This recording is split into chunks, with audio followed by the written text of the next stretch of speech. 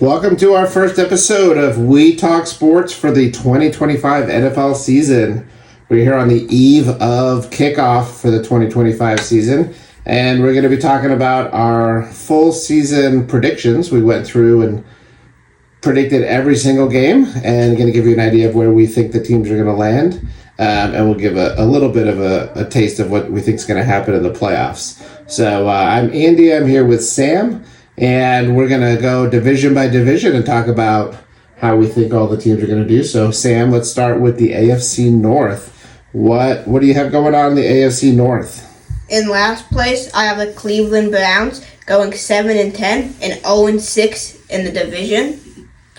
Then I have the Steelers going 9-8, 4-2 in the division. The Bengals going 9-8, 4-2 also in their division, and the Ravens being the only team to make the playoff in the division with the number 4 seed at 10-7, 4-2 in the division. Why do you think the Ravens are going to crush it? Because I think Lamar Jackson, they have a good defense, good quarterback, good running back. Overall, pretty good team. Who do you think is going to be the quarterback of the Browns when the season ends? I think it'll still be Joe Flacco. Yeah, you think he'll make it the whole season? Mm-hmm. All right, well, I have the same order, a little bit different in terms of records. I think the Browns are going to be awful and go 2-15. And if they go 2-15, I suspect Joe Flacco won't be there by the end of the season. But we'll see what happens there. I also think the Steelers are going to be awful. I don't see them scoring many points this year. And I have them at 5-12. Both teams missing the playoffs. Where we have a big difference is I have the Bengals having a great season. I know their defense is a question mark, but I think their offense is so good, and they're going to get to beat up on the Steelers and the Browns, among others. So I have the Bengals going 12-5, and then the Baltimore Ravens, top record in the entire conference, at 15-2. So I have the Ravens and Bengals making the playoffs. I have the Bengals being the 8th seed and barely missing the playoffs. All right. We'll see. That'll be a good one for us to come back and check out. All right, Sam, let's move over to the AFC South. What do you have there? I have the Jaguars in last place at 8-9, 2-4 in the division. Then I have the Colts also at 8-9, 4-2 in the division.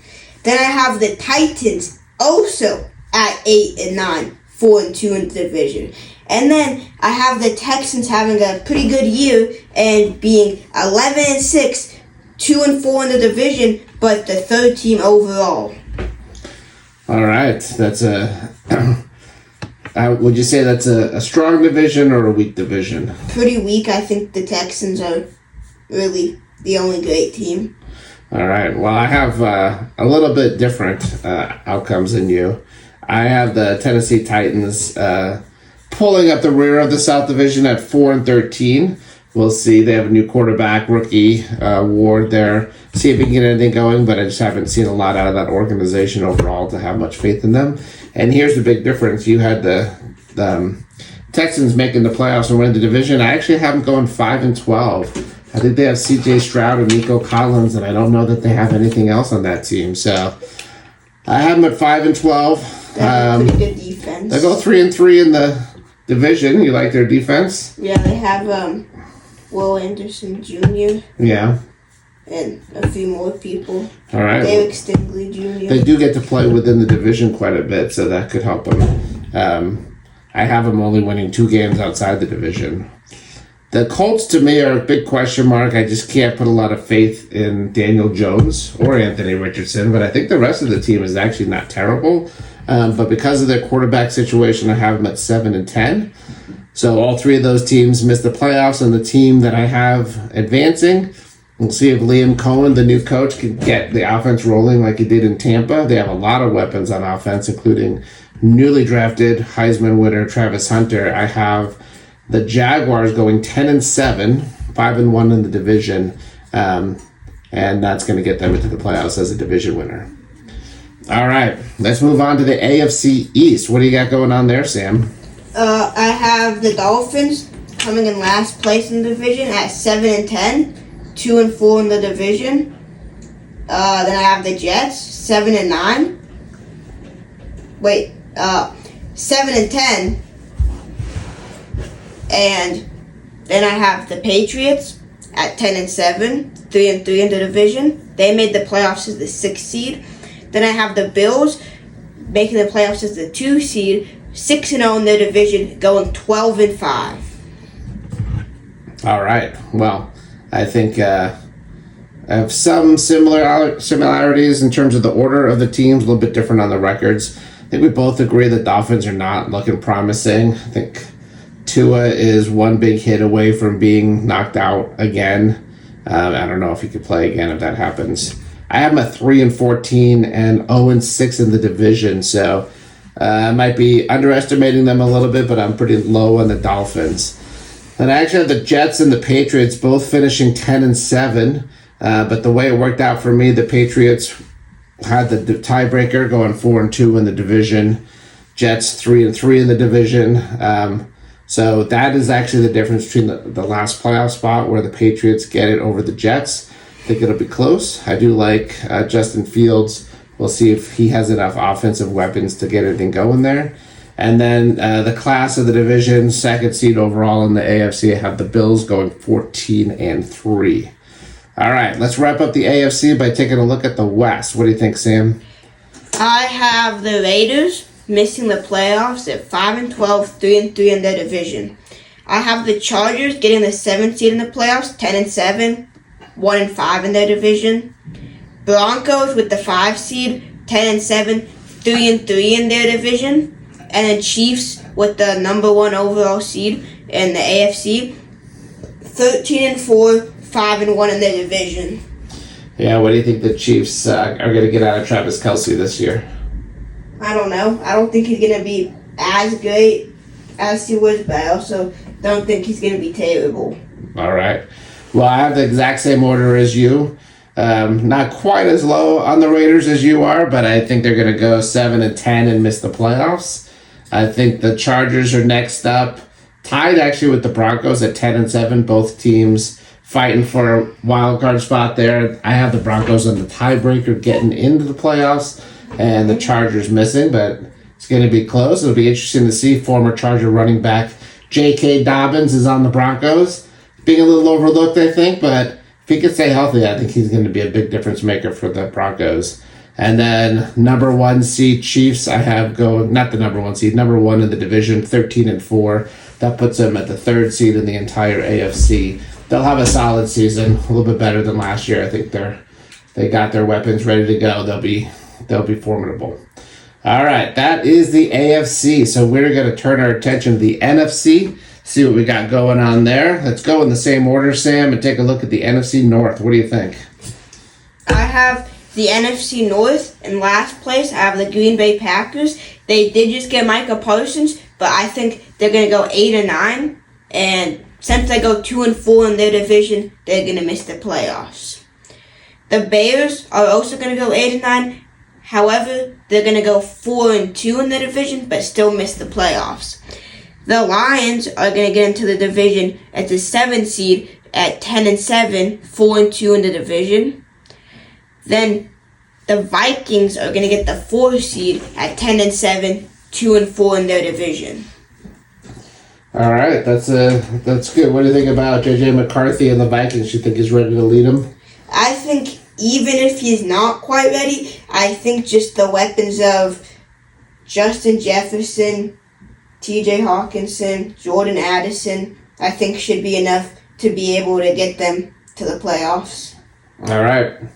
I'll take a look at mine here. It's a pretty tightly contested division. I'll admit it's in my Packers pick before the Micah Parsons trade. I don't know. It doesn't seem all that healthy to me, so I don't know that I would change any of the outcomes based on that trade. I think it's a good move by them, and if he's healthy, it could really make a big difference. But I'm going to stick with my original prediction of 6-11 for the Packers. Just don't see the consistency in the offensive game. We'll see which of their receivers can be healthy and if their rookie Golden can do anything. Then I've got a tie between the Bears and the Vikings at 9-8. And tiebreaker goes to the Bears to get in the playoffs, the Vikings to miss the playoffs, but that's going to be close. And only one game ahead of them, I have the Lions at 10-7. I think new offensive coordinator will be interesting to see if they can keep their offensive as explosive as it was last year. But I think that they have the most offensive weapons. So we'll see. But that's tight. 3 teams all within a game of each other. Lions, Bears, and Vikings. All right, Sam. Let's take a look at the NFC South. What do you think? I have the South in last place. I have the Saints going 2-15, 1-5 in their division. Then I have the Panthers going 6-11. I have them doing really good at the beginning of the season, but then after going 5-1, completely falling apart and not doing great for the rest of the season, and then going 1-5 in the division. Then I have the Falcons at 9-8, 5-1 in the division, and barely missing the playoffs as the 8th seed. And then I have Tampa Bay winning the division at 10-7, 5-1 in the division. All right, that's a good one. How do you think the Saints quarterback situation is going to shake out? Not great. They currently have Spencer Rattler as their starter, and then they're going to have Tyler Shuck as their backup, and I don't think either of them are that good.